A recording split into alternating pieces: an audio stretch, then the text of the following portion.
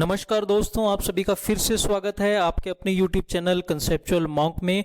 तो दोस्तों आज हम आपके लिए लेकर आए हैं पॉलिटी के बेस्ट 100 MCQs, यानी कि भारतीय संविधान से जुड़े वो सभी 100 महत्वपूर्ण प्रश्न जो आने वाले एग्जाम में आप लोगों को बहुत हेल्प करेंगे। तो आप अगर किसी भी एग्जाम की तैयारी कर रहे हैं तो इस सेशन को लास्ट तक देखना मत भूलिएगा। आने वाले एग्जाम में आपको मैक्सिमम क्वेश्चन हमारी वीडियो से ही देखने को मिलेंगे। तो चलिए स्टार्ट करते हैं बिना वक्त गवाए अपना सेशन। ये रहा आज का पहला question. Which of the following commission was appointed by the central government on union state relations in 1983? 1983 में केंद्र राज्य संबंधों पर केंद्र सरकार द्वारा निम्नलिखित में से कौन सा आयोग नियुक्त किया गया था? तो दोस्तों इसका आंसर है option number A, Sarkaria commission. जी हाँ, सरकारिया आयोग इसका आंसर है, जो कि 1983 में 1983 में ये बनाया गया था। 1983 में इसका गठन किया गया था सरकारी आयोग का by the central government of India to examine the central state relationship on various portfolios. Justice Ranjit Singh Sarkaria, chairman of the commission, was a retired जज of supreme court of India. आप इस इंफॉर्मेशन को ध्यान रखिएगा। तो चलिए अपने अगले क्वेश्चन की तरफ चलते हैं। Which of the following taxes are levied by the union government but collected and appropriated by the states? निम्नलिखित में से कौन सा कर केंद्र सरकार द्वारा लगाया जाता है लेकिन राज्य द्वारा एकत्र और विनियोजित किया जाता है? तो दोस्तों इसका आंसर है ऑप्शन नंबर डी, यानी कि बोथ ए एंड बी। जी हाँ, स्टैंप ड्यूटी और excise duty on medical and toilet materials. तो आप इस क्वेश्चन को ध्यान रखिएगा। तो चलिए अगले क्वेश्चन की तरफ चलते हैं। Which of the article deals with the grants in aid by the union government to the states? राज्यों को केंद्र सरकार द्वारा दी जाने वाली सहायता में कौन सा अनुच्छेद अनुदान से संबंधित है? तो इसमें दोस्तों जो इसका आंसर है वो है आर्टिकल नंबर 275, यानी कि option number C. Article 275 is related to grants in aid from the union government to certain states at the time of the requirement. This fund allocation depends on the discretion of the central government. It shall be charged on consolidated funds of India. तो इसको आप ध्यान रखिएगा। चलिए अगले क्वेश्चन पर चलते हैं। अगला क्वेश्चन है which of the following articles deals with the election of the vice president? उपराष्ट्रपति के चुनाव से संबंधित निम्नलिखित में से कौन सा लेख है? हमें आर्टिकल बताना है जो डील करता है इलेक्शन ऑफ वाइस प्रेसिडेंट। तो इसका आंसर है दोस्तों option number C, article number 66। जी हाँ, article 66 deals with the election of the vice president. चलिए नेक्स्ट क्वेश्चन की तरफ चलते हैं। Who can remove the vice president from his office? उपराष्ट्रपति को उनके पद से कौन हटा सकता है? तो इसका आंसर भी ऑप्शन नंबर सी, पार्लियामेंट। केवल संसद को ही अधिकार है कि वो उपराष्ट्रपति को उनके पद से हटा सकती है। चलिए नेक्स्ट क्वेश्चन की तरफ। The term of the office of the vice president is as follows. उपराष्ट्रपति के पद का कार्यकाल इस प्रकार है। तो हमें बताना है कि जो उपराष्ट्रपति का जो कार्यकाल है वो कितना होता है। तो इसका आंसर ऑप्शन नंबर डी, यानी कि 5 years। The vice president is elected for the period of 5 years, although he और she can resign before the completion of the tenure. जी हाँ, अपने टेन्योर से पहले, अपने कार्यकाल से पहले भी वो रिजाइन कर सकते हैं, सेवानिवृत्त हो सकते हैं, लेकिन उनका जो कार्यकाल रहता है वो 5 साल का रहता है। ऑप्शन नंबर डी, आप इसको ध्यान रखिएगा। चलिए नेक्स्ट क्वेश्चन की तरफ चलते हैं। The vice president is ex officio chairman of. उपराष्ट्रपति किसका पदेन अध्यक्ष होता है? तो इसका आंसर है ऑप्शन नंबर ए, यानी कि Rajya Sabha. The vice president is ex officio chairman of the Rajya Sabha and act as president when the latter is unable to discharge his functions due to absence, illness और एनी अदर कॉज। जी हाँ, अगर जो है president अपने कोई भी ड्यूटी डिस्चार्ज नहीं कर पाते हैं तो उपराष्ट्रपति उन ड्यूटीज को संभालते हैं। तो इसका आंसर है ऑप्शन नंबर ए, यानी कि राज्यसभा के उपराष्ट्रपति जो होते हैं वो पदेन अध्यक्ष होते हैं। तो आप इसको ध्यान रखिएगा। अगले क्वेश्चन की तरफ चलते हैं। K M Munshi was related to. हमें बताना है के एम मुंशी का संबंध किससे था इन सब में से? Constitution of draft committee, preamble committee, public account committee, none of the following.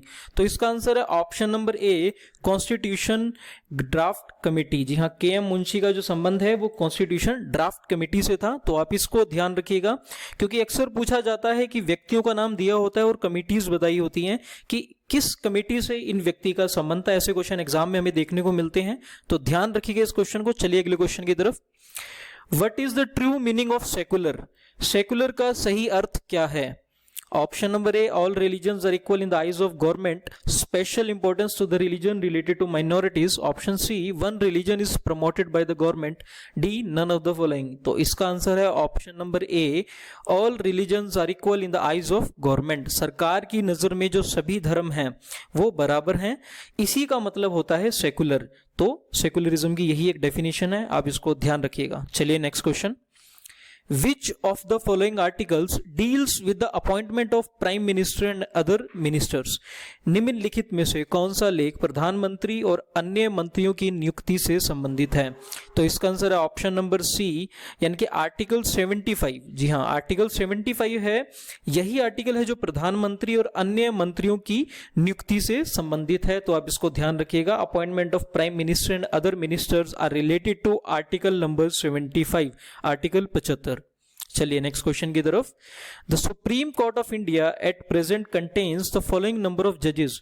वर्तमान में भारत के सर्वोच्च न्यायालय में न्यायाधीशों की संख्या निम्नलिखित है। तो इसका आंसर है ऑप्शन नंबर बी, यानी कि 31 जज। जी हाँ, ध्यान रखिएगा इसको, 31 जज हैं जो एट प्रेजेंट है सर्वोच्च न्यायालय में न्यायाधीशों की संख्या। Next question.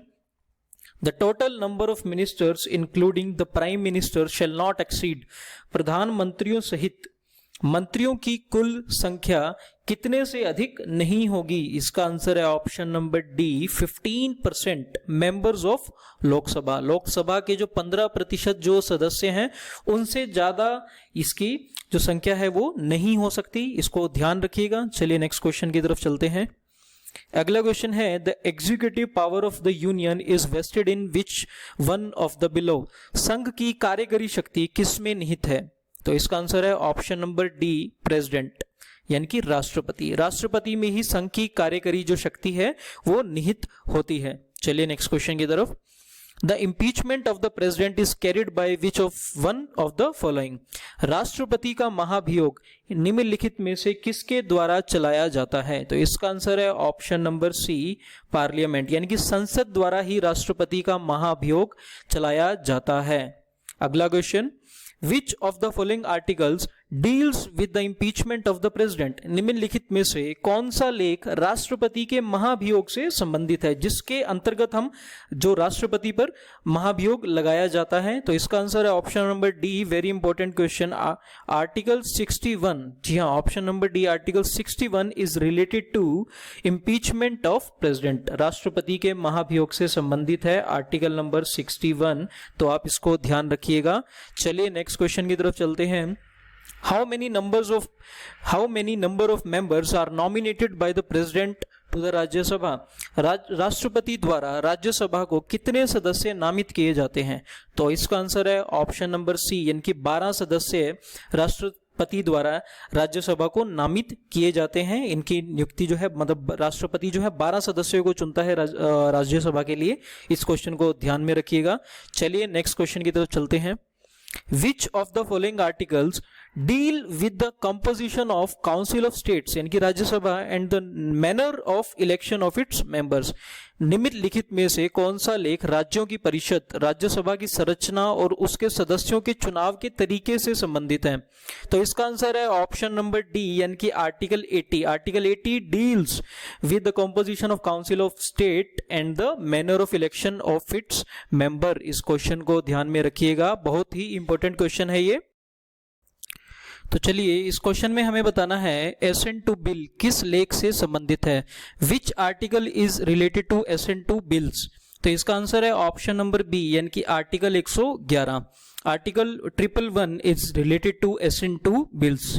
Next question, Bharat के संविधान में कितनी अनुसूचियां हैं? How many schedules are there in constitution of India? तो इसका आंसर है ऑप्शन नंबर बी, यानी कि 12 शेड्यूल। नेक्स्ट क्वेश्चन, किस संवैधानिक संशोधन अधिनियम में लोकसभा की सीटें 525 से बढ़ाकर 545 कर दी गई?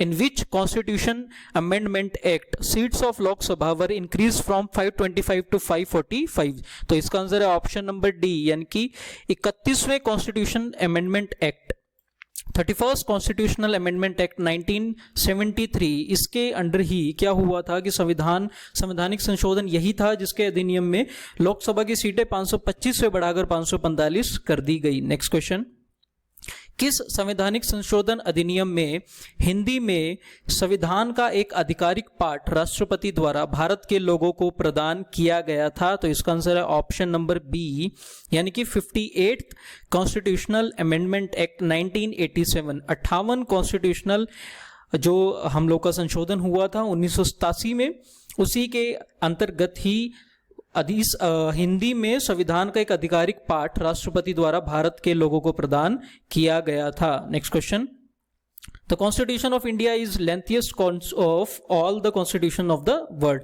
हमें बताना है कि जो भारत का संविधान है क्या वो सबसे लेंथी है जो पूरे संसार में? तो जी हाँ, ये बात पूर्णतः सत्य है, ट्रू है ये, कि जो भारत का कॉन्स्टिट्यूशन है वो lengthiest constitution of all the constitutions of the world. चलिए अगले क्वेश्चन की तरफ। भारत के संविधान में मूल रूप से कितने लेख थे? How many articles were there originally in constitution of India? तो इसका आंसर है ऑप्शन नंबर ए, 395। 395 जो आर्टिकल थे, अनुच्छेद थे भारत संविधान में, मूल रूप से इतने लेख थे स्टार्टिंग में। तो चलिए अगले क्वेश्चन की तरफ चलते हैं। स्पीकर घर के एक सदस्य को बोलने से रोकने और किसी अन्य सदस्य को बोलने देने के लिए कह सकता है, इसे किस नाम से जाना जाता है? The speaker can ask a member of the house to stop speaking and let another member speak. This is known as option number B, yielding the floor. जी हाँ, इस प्रक्रिया को क्या बोलते हैं? Yielding the floor. इसके अंतर्गत ही स्पीकर एक सदस्य को बोलने से रोकने के लिए और किसी अन्य सदस्य को बोलने की अनुमति देता है। इसी को हम क्या बोलते हैं? Yielding the floor. तो चलिए अगले क्वेश्चन की तरफ। निम्नलिखित में से कौन संवैधानिक निकाय नहीं है? Which one of the following is not a constitutional body? तो इसका answer option number C, national advisory council. जी हाँ, नेशनल एडवाइजरी काउंसिल है, ये संवैधानिक निकाय नहीं है। बाकी सभी के सभी संवैधानिक निकाय है, तो आप इसको ध्यान रखिएगा। इलेक्शन कमीशन जो है, और प्लानिंग कमीशन और इंटर स्टेट काउंसिल, जो ये हैं ये संवैधानिक निकाय है। जो नहीं है वो है नेशनल एडवाइजरी काउंसिल। ये नेशनल एडवाइजरी काउंसिल संवैधानिक निकाय नहीं है, तो आप इसको ध्यान रखिएगा। नेक्स्ट क्वेश्चन, संविधान का कौन सा अनुच्छेद संसद को मौजूदा राज्यों की सीमाओं में परिवर्तन करके एक नया राज्य बनाने का अधिकार देता है? तो ये आता है आर्टिकल नंबर 3, यानी कि third article, option number C. इसके अंतर्गत ही संसद को मौजूदा राज्यों की सीमाओं में परिवर्तन करने का और एक नया राज्य बनाने का अधिकार है, आर्टिकल नंबर 3। अगला क्वेश्चन, पंजाब को किस वर्ष में पंजाब और हरियाणा में विभाजित किया गया था? 1966। ऑप्शन नंबर ए, 1966 में ही पंजाब को पंजाब और हरियाणा में विभाजित किया गया था। 1966 से पहले पंजाब और हरियाणा एक ही थे, एक दूसरे का पार्ट थे। तो चलिए अगले क्वेश्चन की तरफ। Chhattisgarh came into existence on. Chhattisgarh जो राज्य है वो एग्जिस्टेंस में कब आया, यानी कि उसकी स्थापना कब हुई थी? तो इसका आंसर है ऑप्शन नंबर ए, 1 नवंबर 2000। जी हाँ, 1 नवंबर 2000 को छत्तीसगढ़ की स्थापना हुई थी। चलिए अगले क्वेश्चन की तरफ। कल्याणकारी राज्य का उद्देश्य निम्नलिखित है। The objective of the welfare state is to. इसका आंसर है option number B, managing the welfare of the weaker section. जी हाँ, यानी कि हमें कल्याणकारी राज्य का जो उद्देश्य है वो क्या है कि जो कमजोर सेक्शन है हम लोग की सोसाइटी के, जो वो समुदाय हैं जो कमजोर सेक्शन है हम लोग की सोसाइटी के, उनके वेलफेयर को हमने मैनेज करना है। ये कल्याणकारी राज्य का उद्देश्य है। तो इसका आंसर है ऑप्शन नंबर बी। अगला क्वेश्चन है, वर्तमान में भारतीय संविधान में वर्गों की कुल संख्या क्या है? How eight present the total number of section in the Indian constitution is. कितने इस टाइम वर्ग हैं, कुल संख्या कितनी है, कितने सेक्शन हैं, अभी हमें ये बताना है। तो इसका आंसर है ऑप्शन नंबर डी, यानी कि 448, 448 अभी कुल संख्या है संविधान में वर्गों की। तो चलिए अगले क्वेश्चन की तरफ चलते हैं। निम्नलिखित में से कौन सा शब्द भारत के संविधान की प्रस्तावना में नहीं है? तो हमें बताना है socialist, secular, domination, public welfare, इनमें से कौन सा शब्द भारत के संविधान की प्रस्तावना में नहीं बोला गया है, जिसके बारे में नहीं बात की गई है? तो इसका आंसर है ऑप्शन नंबर डी, यानी कि पब्लिक वेलफेयर की बात नहीं की गई है भारत की प्रस्तावना में संविधान की। तो बाकी जो हैं वो उनकी बातें की गई हैं, सोशलिस्ट, सेकुलर और डोमिनेशन, इसकी बात की गई है प्रियम्बल में, लेकिन इसमें पब्लिक वेलफेयर की बात नहीं कही है। तो आंसर है ऑप्शन नंबर डी, प्रस्तावना की बात हो रही है, ध्यान रखिएगा। अगला क्वेश्चन है, भारत एक गणतंत्र है, इसका मतलब क्या है? India is a republic, it means. तो इसका हमें बताना है इसमें चार में से कौन सी ऑप्शन है। Option number A, the public has final authority in all the matters, India has parliamentary governance, India does not have hereditary ruler, India is a union of state. तो इसका आंसर है option number C, India does not have a hereditary ruler. इसके अंतर्गत ही भारत एक गणतंत्र है, इसका कोई भी हेरिडिटरी रूलर नहीं है। चलिए अगले क्वेश्चन की तरफ। वर्तमान में गणना के संदर्भ में भारतीय संविधान में कितने भाग और अनुसूची है। तो इसका आंसर है ऑप्शन नंबर बी, भारत संविधान में 22 तो पार्ट्स हैं और 12 शेड्यूल हैं। ध्यान रखिएगा, ये रेपिटेटिव क्वेश्चंस हैं जो एग्जाम में अक्सर देखने को मिलते हैं। तो 22 पार्ट्स आप ध्यान रखिएगा, 22 पार्ट्स और 12 शेड्यूल हैं। अनुसूची कितनी है हमारी, 12, और जो उसके भाग हैं, खंड हैं, वो है 22। ध्यान रखिएगा। अगला क्वेश्चन, लोकसभा और राज्यसभा की संयुक्त बैठक कब आयोजित की जाती है। When is the joint sitting of Lok Sabha and Rajya Sabha held, हमें बताना है इसमें से। तो इसका आंसर है option number C, on the commencement of the session of the parliament. Parliament का यानी कि संसद का जब जो सत्र है वो स्टार्ट होता है, उसकी शुरुआत होती है, तभी जो है ज्वाइंट सिटिंग है जो लोकसभा और राज्यसभा की वो होती है। अगला क्वेश्चन, संविधान सभा की पहली बैठक कब हुई थी। When was the first meeting of constitution assembly held. Option number ए, 9 दिसंबर 1946, 9 दिसंबर 1946। इसी दिन संविधान सभा की पहली बैठक आयोजित की गई थी या हुई थी। अगला क्वेश्चन, पुनर्गठन के परिणाम स्वरूप वर्ष 1947 में संविधान सभा के सदस्यों की संख्या कितनी थी। As a result of the reorganization what was the number of members of constitution assembly in the year 1947। तो इसका आंसर है ऑप्शन नंबर सी, 299, 299। चलिए अगले क्वेश्चन की तरफ। राष्ट्रपति शासन पहले कब लागू किया गया था। तो हमें बताना है कि इनमें से कौन सी तारीख को, कौन सी डेट को राष्ट्रपति शासन सबसे पहले लागू किया गया था। When was president rule first implemented in India. तो इसका आंसर है ऑप्शन नंबर ए, 20 जुलाई 1951, 20 जुलाई 1951। इसी दिन राष्ट्रपति शासन सबसे पहली बार इंप्लीमेंट किया गया था भारत के हिस्ट्री में। तो चलिए अगले क्वेश्चन की तरफ। संविधान सभा का स्थायी अध्यक्ष कौन था। Who was the permanent speaker of constitution assembly. हम लोग को बताना है कॉन्स्टिट्यूएंट जो असेंबली थी हम लोगों की उस दिन, उनका जो परमानेंट स्पीकर था वो कौन था। तो इसका आंसर है option number D, doctor Rajendra Prasad. जी हाँ, डॉक्टर राजेंद्र प्रसाद ही संविधान सभा के स्थायी अध्यक्ष थे, इस बात को ध्यान रखिएगा। अगले क्वेश्चन की तरफ चलते हैं।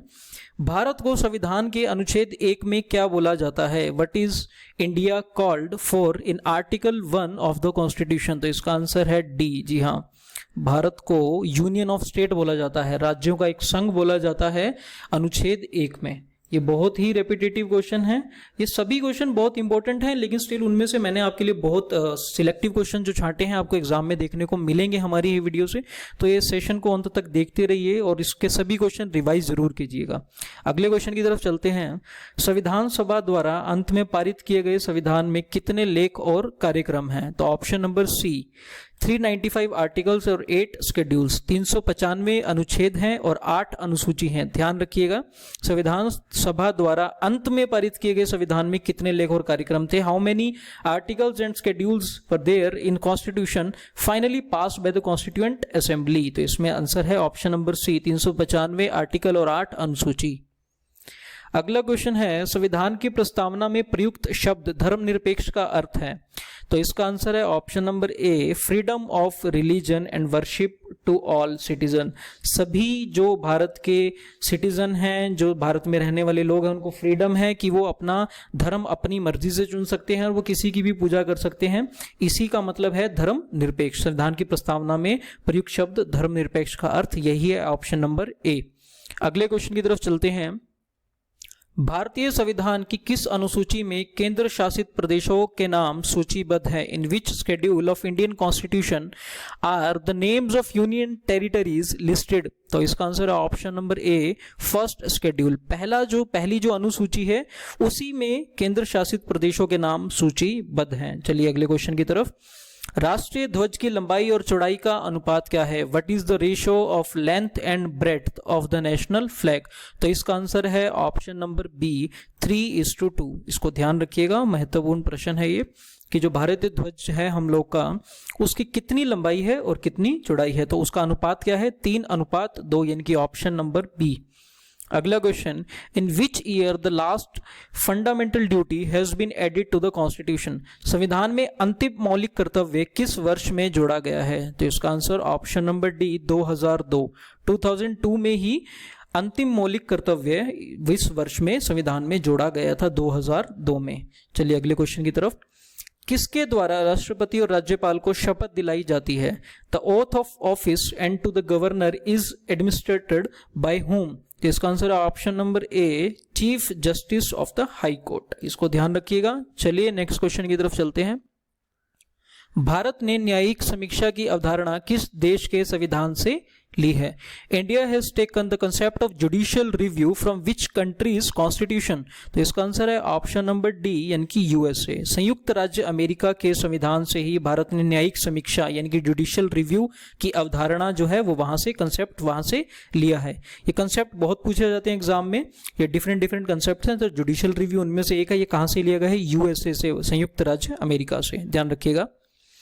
अगला क्वेश्चन, भारतीय संविधान में कितने मौलिक अधिकार हैं? How many fundamental rights are there in Indian constitution? तो इसका आंसर है ऑप्शन नंबर सी, यानी कि 6। जी हाँ, जो 6 हैं वो भारतीय संविधान में मौलिक अधिकार हैं। चलिए अगले क्वेश्चन की तरफ चलते हैं।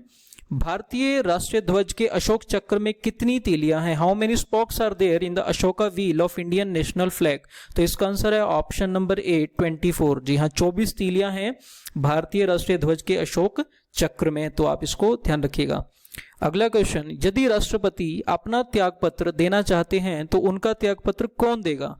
तो इसका आंसर है ऑप्शन नंबर सी, यानी कि वाइस प्रेसिडेंट, उपराष्ट्रपति के पास ये अधिकार दिया गया है। अगला क्वेश्चन, भारतीय संविधान का कौन सा भाग केंद्र शासित प्रदेशों से संबंधित है? तो यहां पर हमें बताना है which part of the Indian constitution deals with union territories. तो ये है ऑप्शन नंबर सी, यानी कि पार्ट 8। जो पार्ट 8 है उसी में ही भारतीय संविधान का केंद्र शासित प्रदेशों से जो वो है संबंधित है। तो आप इसको ध्यान रखिएगा। जो 8वां भाग है, 8वां पार्ट है, खंड है, वही जो है ये केंद्र शासित प्रदेशों से संबंधित है। चलिए नेक्स्ट क्वेश्चन की तरफ चलते हैं। भारतीय संविधान का कौन सा अनुच्छेद भारतीय संसद को संविधान में संशोधन करने का अधिकार देता है? हमें बताना है which article of the Indian constitution empowers Indian parliament to amend the constitution. तो इसका आंसर है ऑप्शन नंबर ए, आर्टिकल 368। जी हाँ, आर्टिकल 368 अनुच्छेद 368, जो 368वां जो हम लोग का अनुच्छेद है वही भारतीय संविधान का एक ऐसा अनुच्छेद है जिसमें भारतीय संसद को संविधान में संशोधन करने का अधिकार उसको प्रदान किया गया है। चलिए नेक्स्ट क्वेश्चन की तरफ। संसद के किस सदन में राष्ट्रपति का महाभियोग चलाया जा सकता है? Impeachment of president can be initiated in which house of the parliament? तो इसका आंसर है option number D, either house of the parliament. किसी भी हाउस में, किसी भी सभा में ये चलाया जा सकता है कि राष्ट्रपति के खिलाफ महाभियोग को शुरुआत की जा सकती है। Either house of the parliament, 2 house है आपको पता है, अपर हाउस और लोअर हाउस, राज्यसभा लोकसभा। तो उसमें से किसी में भी ये चलाया जा सकता है। चलिए अगले में चलते हैं, अगले क्वेश्चन की तरफ। भारतीय संविधान की प्रारूप समिति के अध्यक्ष कौन थे? हमें बताना है who was the chairman of drafting committee of Indian constitution. तो इसका आंसर है option number A, BR Ambedkar ji. जी हाँ, दादा साहिब के नाम से भी इनको जाना जाता है। जो भीमराव अंबेडकर जी थे वही संविधान सभा की प्रारूप समिति के अध्यक्ष थे, ड्राफ्टिंग कमेटी के अध्यक्ष थे। इसको ध्यान रखिएगा। इस क्वेश्चन में हमें बताना है who among the following was the president of constitution assembly.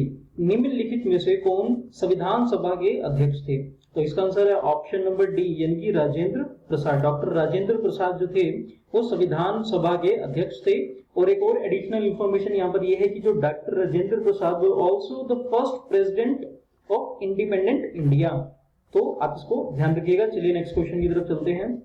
If any of the fundamental rights of any citizen has been violated by the said state or any other body, person, he or she has right to move to the Supreme Court of India directly under। यदि किसी नागरिक के मौलिक अधिकारों का राज्य या किसी अन्य निकाय व्यक्ति द्वारा उल्लंघन किया गया है तो उसे सीधे भारत के सर्वोच्च न्यायालय में स्थानांतरित करने का अधिकार है। तो ये किस आर्टिकल के अंडर होता है? तो इसका आंसर है ऑप्शन नंबर ए, यानी कि आर्टिकल नंबर 32। 32 जो आर्टिकल है उसके अंडर ही the supreme court shall have the power to issue direction और ऑर्डर्स टू और writs including writs in the nature of habeas corpus, mandamus, prohibition, quo warranto and certiorari, which may be appropriate for the enforcement of any of the rights conferred by this part. तो article 32 ही है जिसके अंतर्गत अगर किसी नागरिक को ऐसा लगता है कि उसके मौलिक अधिकारों का उल्लंघन या हनन किया गया है तो सर्वोच्च न्यायालय में जा सकता है with the help of article number 32. इसको आप ध्यान रखिएगा, बहुत ही इंपॉर्टेंट क्वेश्चन बनता है ये एग्जाम की दृष्टि से. बहुत बार हमने देखा है एग्जाम में रिपीट हुआ ये क्वेश्चन. चलिए नेक्स्ट क्वेश्चन की तरफ चलते हैं. According to the constitution of India only a secular state can realize its objective to ensure that.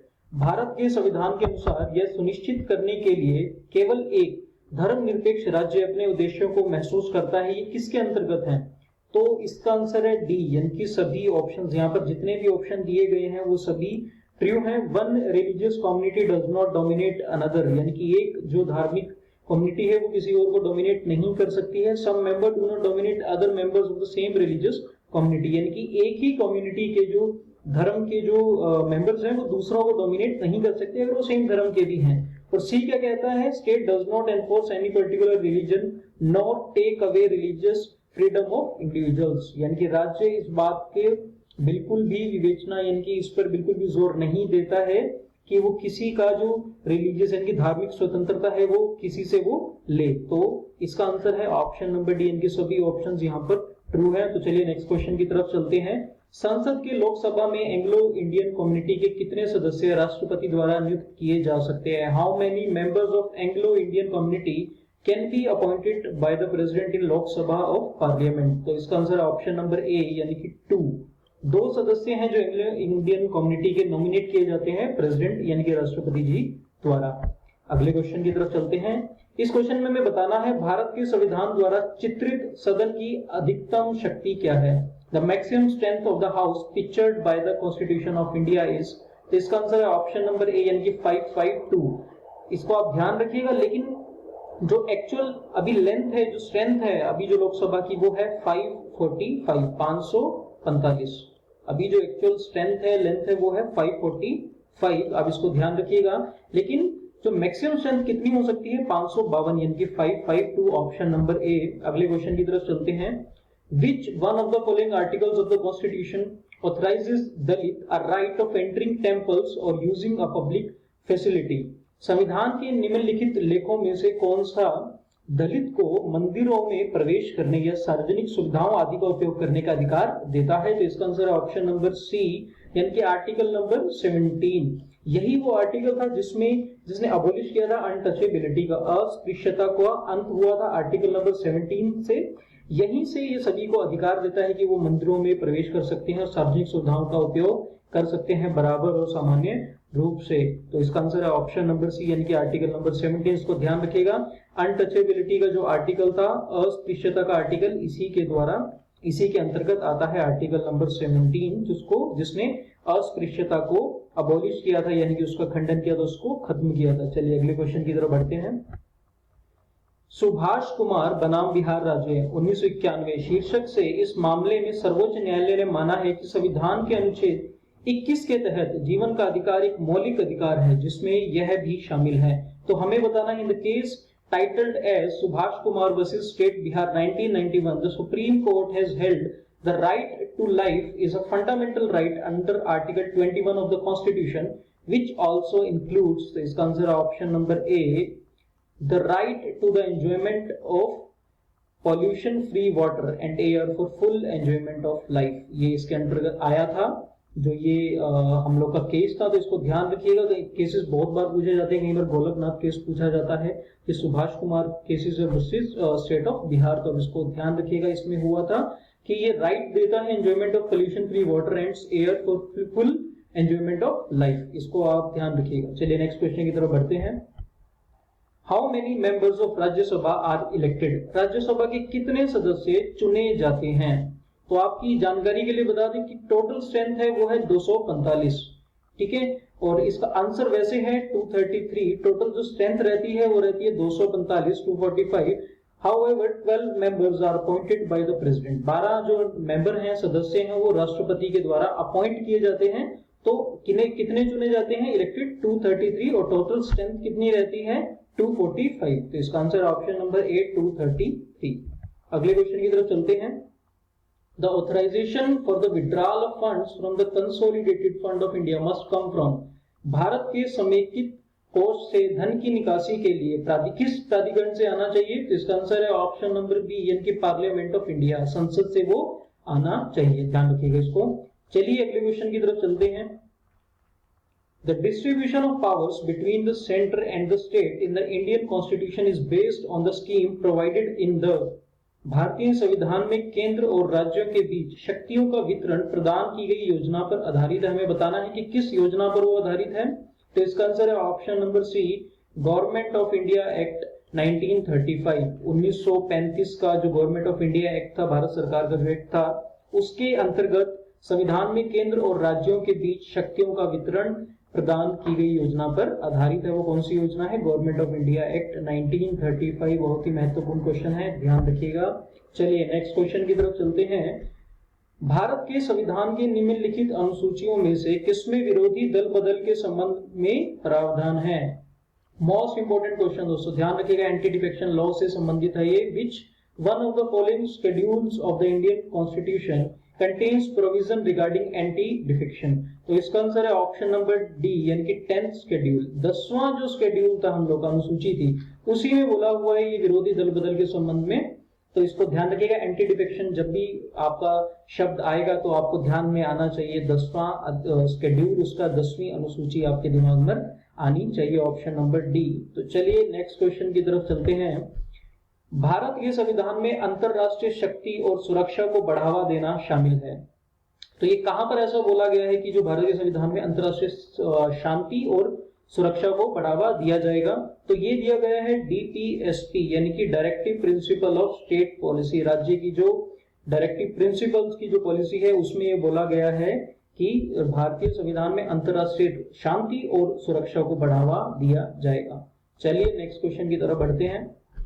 Constitution of India was adopted by the constitution assembly. Bharat का संविधान किस संविधान सभा द्वारा अपनाया गया था? हमें वो डेट बतानी है कि किस दिन ये अडॉप्ट किया गया था। तो इसका आंसर है ऑप्शन नंबर डी। बहुत ही famous question exam point of view से, 26 नवंबर 1949। जी हाँ, 26 नवंबर 1949 को कॉन्स्टिट्यूशन ऑफ इंडिया अडॉप्ट किया गया था कॉन्स्टिट्यूशन असेंबली द्वारा, संविधान सभा द्वारा।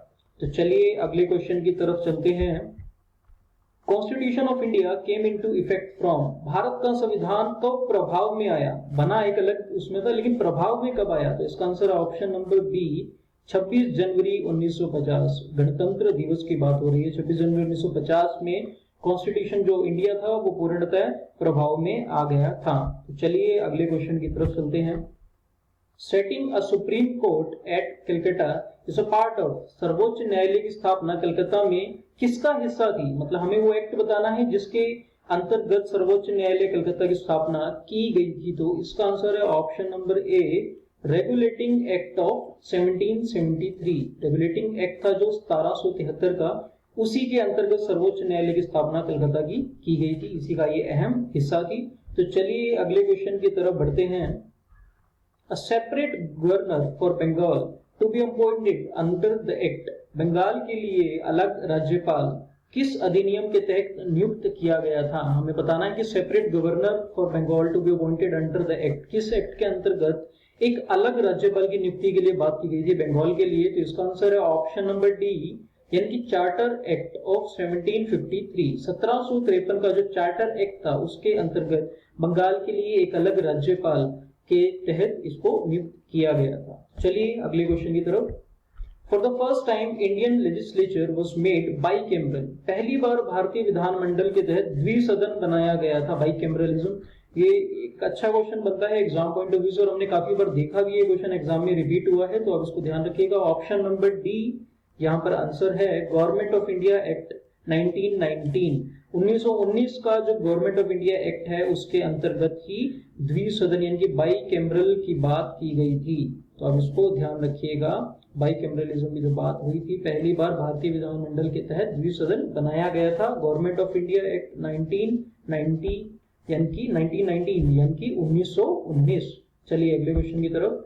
Which act divided legislative power between centre and provinces? किस अधिनियम ने केंद्र और प्रांतों के बीच विधायी शक्तियों को विभाजित किया?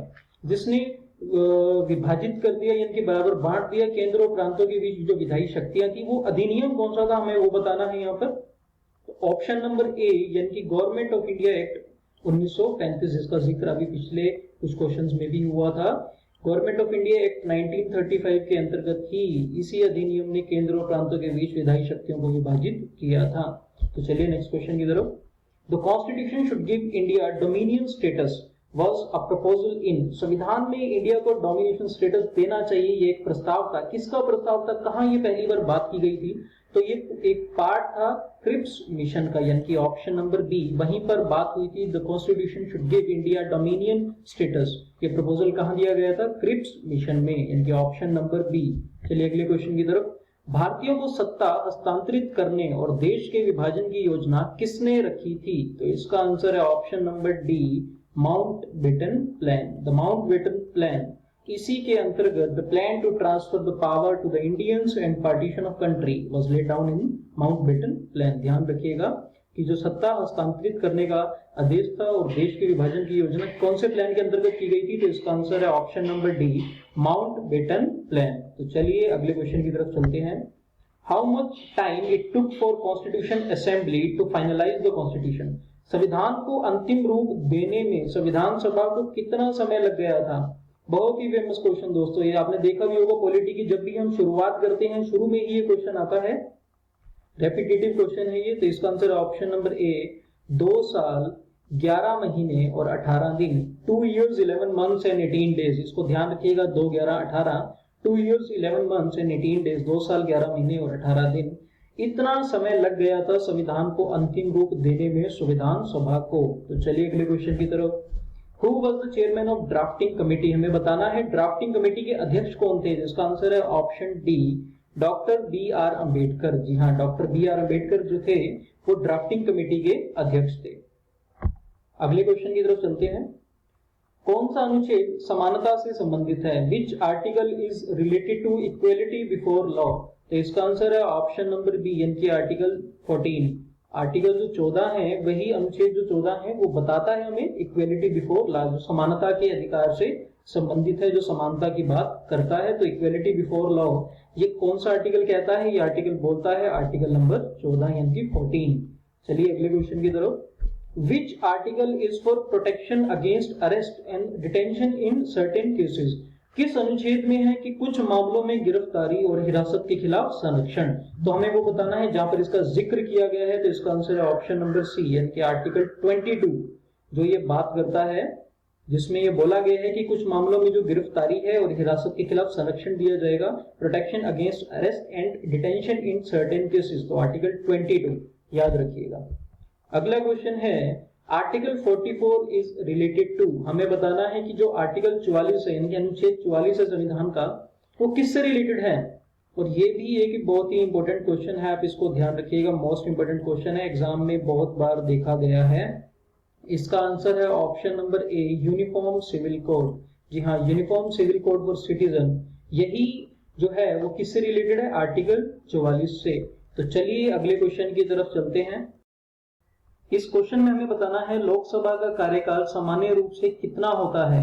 तो इसका आंसर है ऑप्शन नंबर सी, यानी कि 5 साल। 5 इयर्स जो होता है, the term of Lok Sabha is normally 5 years. चलिए अगले क्वेश्चन पर।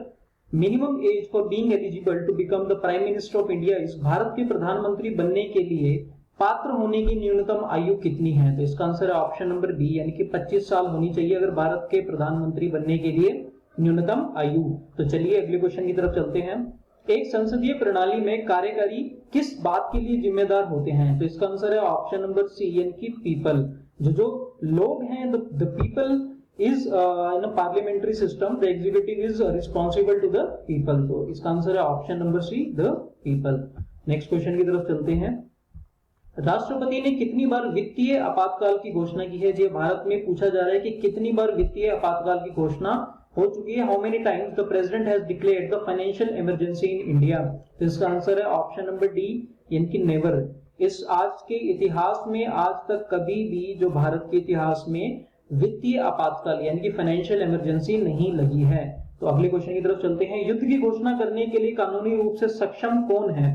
किसे पावर दी गई है? Legally competent to declare the war? तो इसका आंसर है ऑप्शन नंबर ए, यानी कि जो राष्ट्रपति हैं, भारत के राष्ट्रपति हैं, वही केवल कानूनी रूप से सक्षम है युद्ध की घोषणा करने के लिए। चलिए नेक्स्ट क्वेश्चन की तरफ। भारतीय संविधान में मौलिक कर्तव्यों को पेश किया गया था। कौन से ऐसा अमेंडमेंट था जिसके अंतर्गत ऐसा हुआ था जहां पर भारतीय संविधान में मौलिक कर्तव्यों को पेश किया गया था? Fundamental duties were introduced in Indian constitution by the?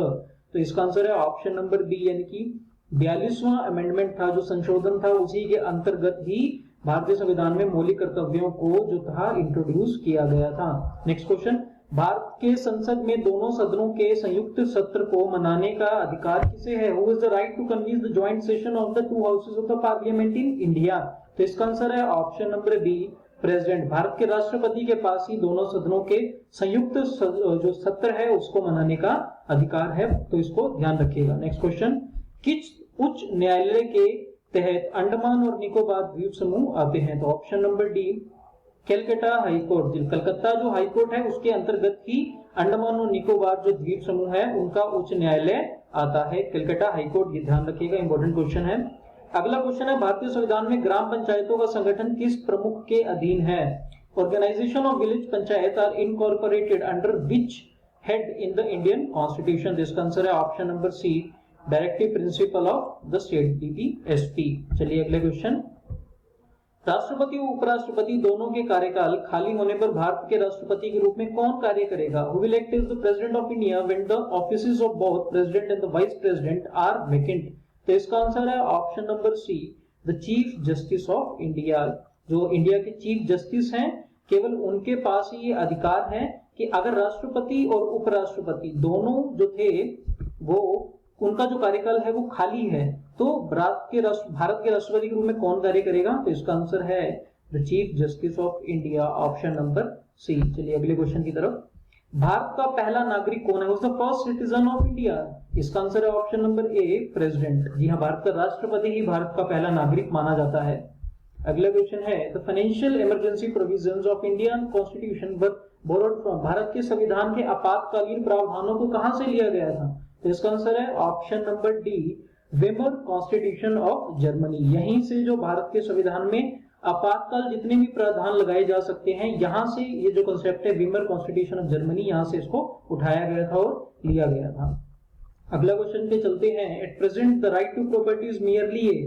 वर्तमान में संपत्ति का अधिकार केवल एक है, क्या है वो है option number A, legal right. जी हाँ, पहले क्या था, जो राइट टू प्रॉपर्टी तो फ्रीडम यानी कि फ्रीडम राइट के अंतर्गत आता है, लेकिन अभी क्या है, ये लीगल राइट है। सिर्फ ध्यान रखिएगा, इसको चेंज कर दिया गया था एक संशोधन के तहत। चलिए अगला क्वेश्चन है, lower house of the Indian parliament is known as? Bharat संसद के निचले सदन के रूप में किसे जाना जाता है? तो इसका आंसर है ऑप्शन नंबर ए, लोकसभा। ध्यान रखिएगा। The Indian upper house is known as? Bharat उच्च सदन के रूप में जिसे जाना जाता है, उस सदन कौन सा है भारत का? B, the council of states. जी हाँ, राज्यसभा की बात हो रही है। The council of states is known as upper house of the constitution. चलिए अगला क्वेश्चन, भारत में पहला सिविल सेवा आयोग किसकी सिफारिश के आधार पर स्थापित किया गया था? The first civil service commission in India was set up on the basis of recommendation of option number A, Aitchisons commission. Aitchison जो कमीशन था, इसी के अंतर्गत पहला सिविल सेवा आयोग इसकी सिफारिश पर स्थापित किया गया था। ध्यान रखिएगा।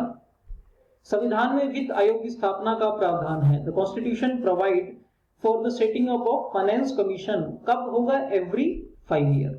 Option number C, every 5 year जो है वित्त आयोग की जो स्थापना का प्रावधान दिया गया है। अगले question, Rajya Sabha can be dissolved by? Rajya Sabha भंग की जा सकती है, तो इसका आंसर है option number D, none of these और नेवर। जी हाँ, कभी भी राज्यसभा को भंग नहीं किया जा सकता। इसको परमानेंट हाउस भी बोला जाता है, अपर हाउस भी बोला जाता है। इसको कभी भी भंग नहीं किया जा सकता। The Rajya Sabha can not be dissolved.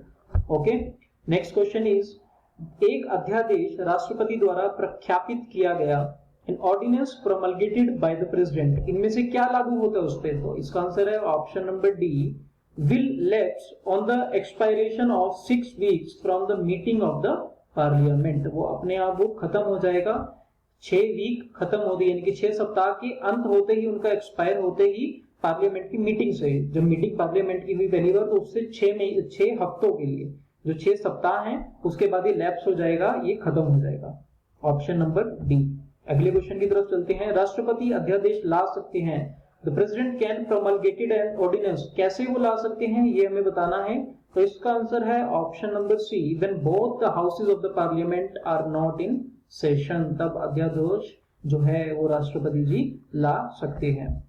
अगला क्वेश्चन है, समवर्ती सूची में शामिल विषय के संबंध में केंद्र और राज्य के बीच संघर्ष के मामले में, in the case of conflict between the center and the state in the respect of a subject included in the concurrent list, तो हमें बताना है इसका आंसर।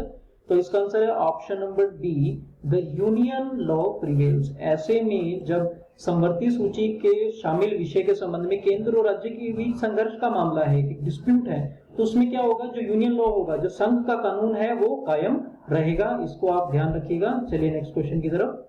आज का ये लास्ट क्वेश्चन है आज के सेशन का। हमने आज के सेशन में 100 क्वेश्चन कवर किए हैं। तो ये क्वेश्चन है, who was the first speaker of Lok Sabha, Lok Sabha के पहले स्पीकर कौन थे? तो इसका आंसर है option number A, Ganesh Vasudev Mavalankar ji. जी हाँ, जीवी मालवंकर जी के नाम से जिनको जाना जाता है, वही लोकसभा के पहले स्पीकर थे। तो दोस्तों इसी क्वेश्चन के साथ आज का सेशन हमारा यहीं पर समाप्त होता है, जिसमें हमने 100 बेस्ट एमसीक्यूज जो हैं वो एग्जाम पॉइंट ऑफ व्यू से हमने आप लोगों के लिए सिलेक्ट किए हैं, जो आपको आने वाले एग्जाम में देखने को मिल सकते हैं। ये बेस्ट 100 एमसीक्यूज हैं, तो इनको आप अच्छे से रिवाइज कर लीजिएगा। ये पॉलिटी का जो हम लोग का सेशन था बहुत इंपॉर्टेंट सेशन था, आप इसको टोटल रिवाइज कीजिएगा और ये 100 क्वेश्चन की तरफ एक बार गो थ्रू जरूर होइएगा। और अगर आपको मेरा ये जो सेशन है वो समझ आया है, आपको मेरा जो पढ़ाया है वो अच्छे से समझ आ गया है, तो मैं आपसे रिक्वेस्ट करूंगा कि आप हमारे चैनल को ज्यादा से ज्यादा सब्सक्राइब कीजिएगा, वीडियो को लाइक शेयर और कमेंट करना मत भूलिएगा। अपने दोस्तों में, अपने फैमिली में, हर किसी के पास हमारे चैनल को जरूर पहुंचाइएगा।